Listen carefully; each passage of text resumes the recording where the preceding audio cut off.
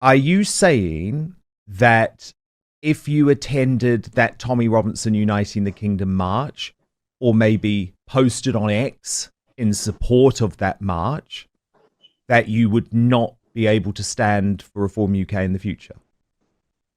I haven't said that, but we have a list of entities that if you've been a member of, then that would prevent you from being a member of Reform or Standing. We're very robust on that. We want nothing to do with Tommy Robinson, and we want to aim to be a credible challenger, to be the next governing party, and that requires a bluntly a level of hard work, professionalism, and credibility that we've never seen before from from a party outside the main two. So that's where we are. That's what we're doing. That's where we're going, and we're not going to be hijacked by anybody in that ambition. Now, on Outspoken in 2024, I have focused very much on the changing face of right-wing politics in the UK, which includes the growth of Reform UK, but it also includes the growing acceptance as a political force, a certain Tommy Robinson, who ended the year behind bars.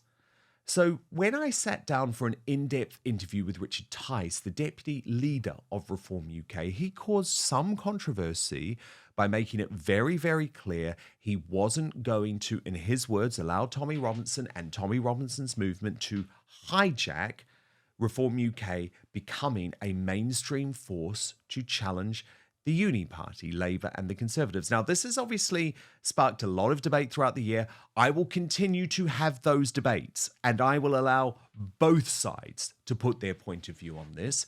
But I started by asking Richard Tice about Keir Starmer and the chilling crackdown on free speech in 2024.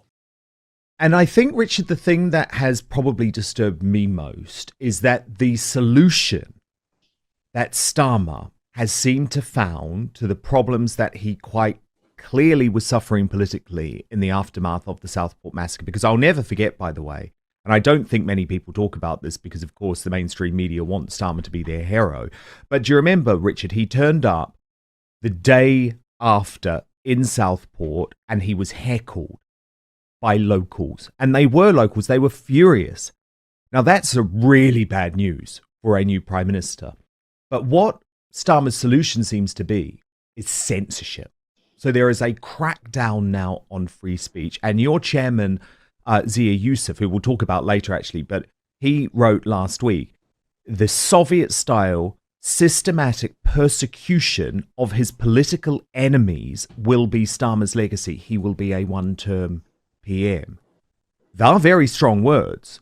I actually agree with it. But how do you feel about the fact that Starmer seems to believe the solution is censorship? The solution is regulating the internet. The solution is finding a way using technicality about second jobs for MPs to boot Nigel Farage off GB News. Well, of course, I'm the guy that launched the word Starmageddon back in January at our press conference. Very good. And everybody's using it now. It was the Daily Mail comment sort of headline the other day, I think on one of their front pages. The truth is, what we've actually got is Starmageddon on steroids. And it's worse than anybody's sort of possible fears. What you've just talked about, censorship, sort of authoritarian approach, is classic socialism. Mm-hmm. And actually, he's shown incredible political naivety. Because if his response to the riots was to say, now look, we don't do rioting in this country. We do lawful protests. It's completely unacceptable. You're going to face the consequences of the law rapidly. And there's a separate point the Prime Minister could have said, which is, we understand people are concerned about high levels of legal and illegal immigration, and we're going to address them. Now, if he'd adopted that approach and said that we don't do violence and rioting in this country and that will be properly and robustly dealt with, he'd have been in a completely different political position. He'd have gained huge support. And then if the response from the the Chancellor, when looking at the books, was to say, we've uncovered some numbers we're pretty uncomfortable with. That's why I've delayed the budget till October the 30th, because we've really got to know what we're looking at here and make sure that there's some proper growth in line. Again, rather than terrify 22,200 of my constituents and millions elsewhere in the country, they'd be in a completely different political place. And it's remarkable. People who've been around Parliament and well advised, as some of the Labour advisors, whether we like their policies or not, are very competent, smart people. They would be in a completely different place. It's extraordinary. Yeah, indeed, it is. Okay, I want to talk about Reform UK because it is your conference today. There's a huge amount of excitement around this party, but there are also challenges too. So before we look ahead, can we just look back a little bit to the election campaign? Now, you saw how much the mainstream media want to destroy your party and destroy your candidates. As a result, Richard, you had to, I guess, throw people under the bus. Now, do you think that was the right thing to do? Because I would argue, having spoken to some of them, that there were some of those candidates who maybe had expressed something inartfully on social media 10 years ago, but actually deserved to be stood by. And certainly some of the comments were no different to anything that I would have been saying on my GB News show or talk radio show in regards to the World Economic Forum and that sort of thing. So I worry about this concept of offence archaeology. And I worry sometimes that actually the response is to immediately distance yourself from these people rather than saying, no, we stand by this person. We maybe don't agree with one of the comments that this person made on social media 10 to 5 years ago. Do you see the point that I'm making? I do, but I'm very clear, Dan. I could see the moment months ago when the press started to look at our candidates. I deliberately put the candidates' names on the website because I wanted to see the sort of scrutiny and that would come. And look, the right to free speech is a critical part of the democracy, and I'll defend that. But that actually doesn't give you the right to stand for a political party that wants to make progress, that wants to get millions of people to vote for you. And there are two different things there, and I think we've got to be open and honest about that. And you cannot defend the indefensible if you're asking people to look at you as a serious, credible political party and to get millions of people, as I say, to vote for you. So, and I also wanted to set a marker for everybody else to understand where we're at. And I don't resile from that one iota. And we came under a huge amount of scrutiny. And look, some of it is ridiculous. And if someone wrote or said something daft 15 years ago, I mean, you get a longer sentence for sort of saying or writing the wrong thing that length than you get for murder, frankly. But that was the level of scrutiny that we were coming from. But where were we coming at it from? From basically some of the right-wing press. I thought the Daily Mail's behaviour during the campaign, we knew it would be rough, but I thought it was reprehensible, frankly. Oh, they were completely outrageous. I believe, I have information to believe that they were operating in cahoots with Hate Not Hope. I'm so sorry, Hope Not Hate, whatever they're called. The most hateful charity in all the world. Very ironic. The boss of whom, by the way, carried out the greatest act of misinformation for which he's had no sanction whatsoever. That's another example. Yes, exactly. He claimed, just in case people don't know, this is a guy called Nick Lowles. He claimed that there were acid attacks taking place against Muslim women during the so-called riots that directly resulted in violence on the streets. And no arrest, no consequence because he's on their side. Correct. So we had that. And look, the media came at us hard. What they didn't say in the cause of even-handedness during the campaign was that the Green Party had to withdraw the whip from 10 candidates, no less, during the campaign, which was more than we did.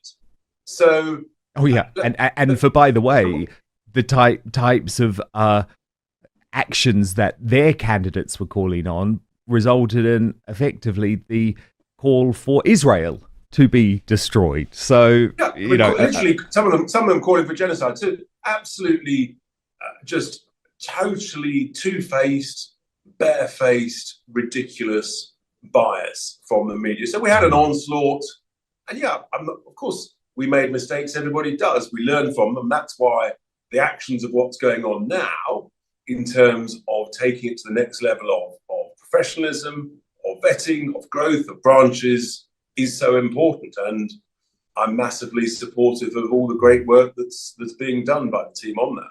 Okay, can I ask a very specific question, though? Because I know a lot of my viewers will be wondering about this. So Tommy Robinson hosted the Uniting the Kingdom March, and it was a very peaceful event, and lots of folk went, and actually lots of Reform UK supporters went. There was no trouble whatsoever.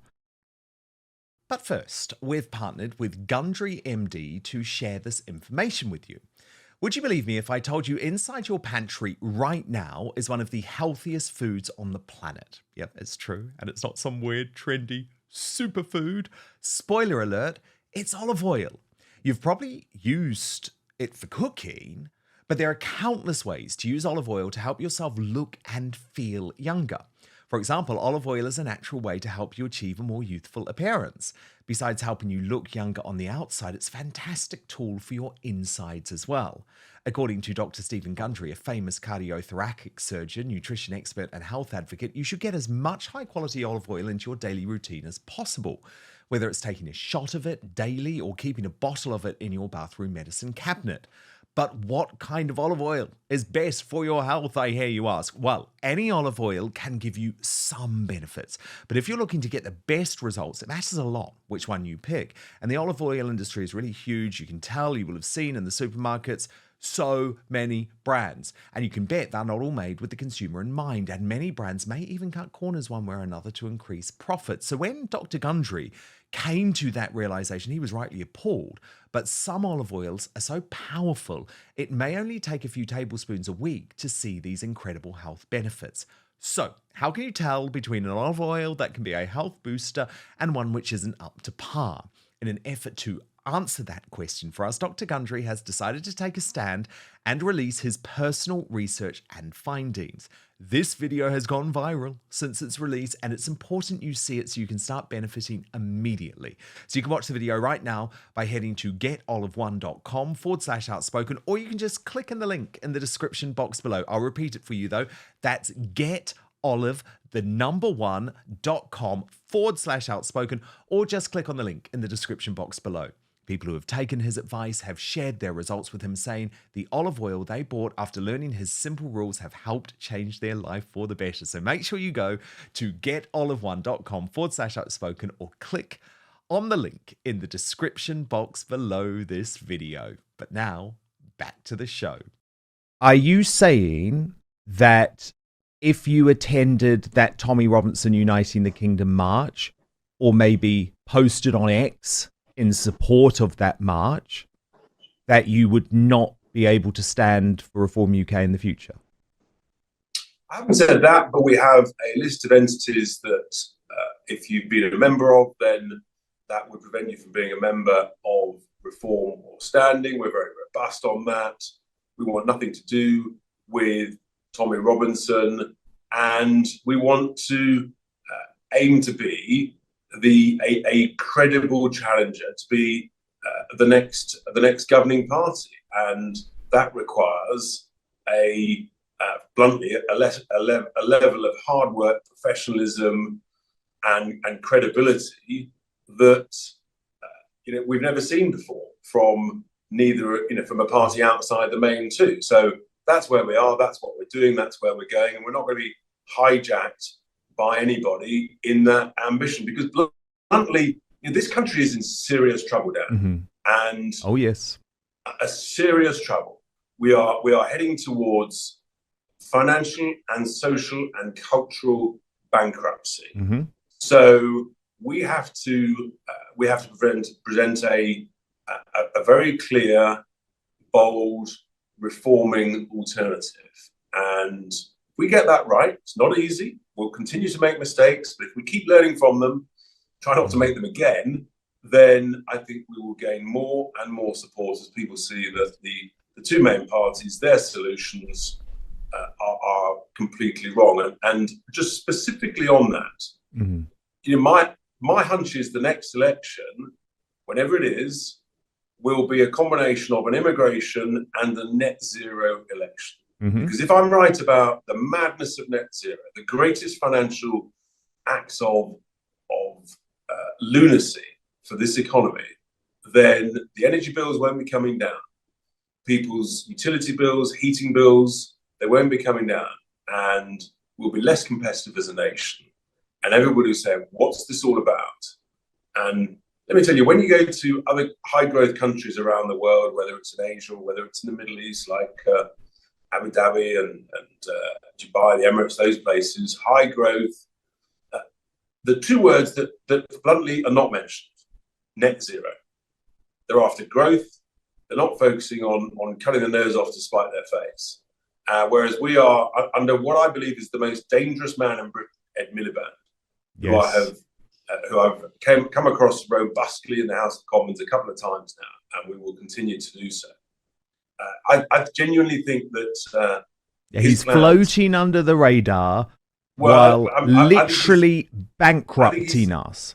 Yeah, I think he's in our very faces, bankrupting us. I have to say, it makes my blood pressure go up when I'm sitting in the chamber and he's there ranting on. And for a very, very, very few of us, it's really only Reform who have stood up in that chamber and challenged them on this madness. I've challenged them twice now on steel, the fact that thousands of good steel jobs and communities, those jobs are being sacrificed on the altar of this religion of net zero.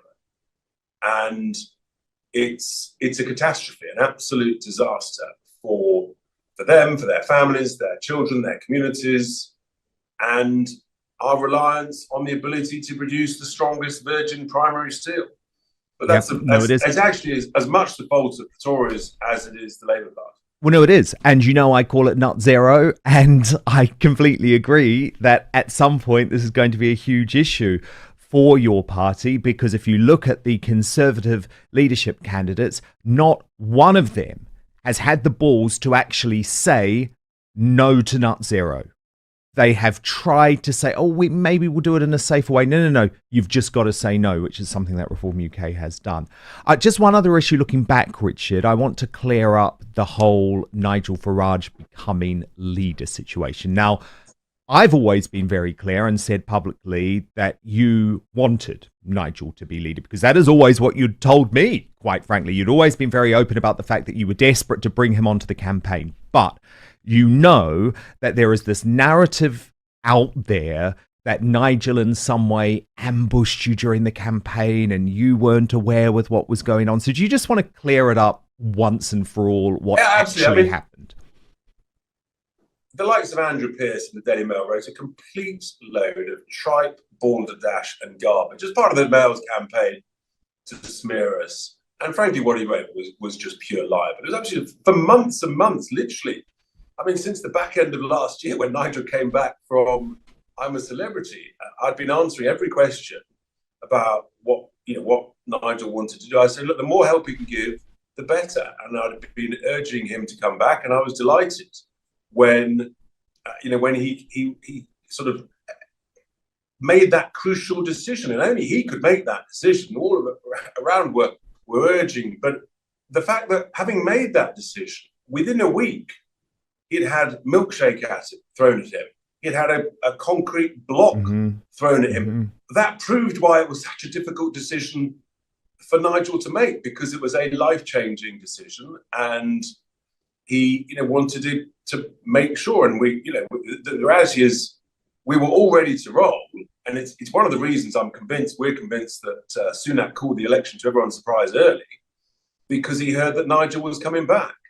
And that's, in a sense, if they had waited later, then Nigel would have come back in the summer as we'd agreed and as I wanted, then we'd have had a longer run-up along the runway and would have secured a lot more votes and would have got more seats. So that's crystal clear. So I hope that clarifies it. And yeah, there's a whole load of nonsense written about that. But you just go back through the media things. I've said for many months that the more help Nigel can give in whatever capacity, excellent. He's committed to this now, right? This is a 5-year project. He's not going to decide halfway through, oh, actually, I want to go and, launch a TV show in America or help Trump if he wins the White House. He's 100% committed. Oh, I think 300%. And that's why it's such a big decision. Because as you can imagine, that's what I wanted to know. It's what everybody wanted to know, was that he was wanted to do it for the long term, and he's made that very clear to everybody, which is fantastic. But it is, as I said, it's a life-changing commitment that he's made, and that's why, in a sense, all of our jobs at Reform is to back that commitment by working our absolute socks off to try to make him Prime Minister whenever the election is called in 28, 29. Do you think Nigel deserves or needs more security protection, given what happened to Trump and given the very obvious target that the left have put on his back? Yeah, security is a massive issue for Nigel. I suspect he's probably, apart from the Prime Minister, or possibly more than the Prime Minister, he's one of the most exposed individuals in the country. So yeah, security is a big concern. We obviously don't talk about the operational details behind that, but it's a sad fact of life for someone's so well known, so high profile, but indeed equally for all MPs. Security is taken very seriously. Parliamentary authorities are really robust and brilliant about the standards and procedures and recommendations that they have. We are where we are, and it's a difficult place, particularly actually for female MPs. I think there's an added level of peril, indeed. Thank you so much for watching Dan Wootton Outspoken. Please click on my face just to the bottom left to subscribe to this brand new independent news source and turn on the notification bell so you'll be alerted to our brand new live shows, uncancelled interviews, and special royal episodes. Outspoken is also now available as a podcast, so you can listen to the show every weekday on the go, wherever you are.